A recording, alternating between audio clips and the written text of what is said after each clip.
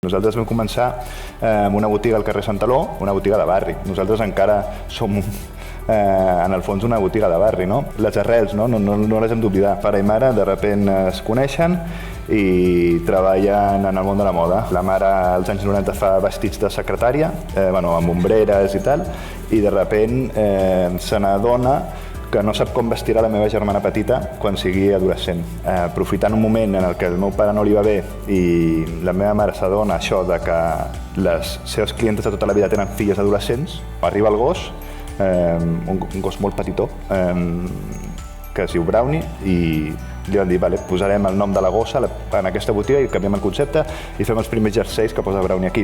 Aquests jerseis es van vendre molt bé a tots els col·les de per aquí la vora i així va començar.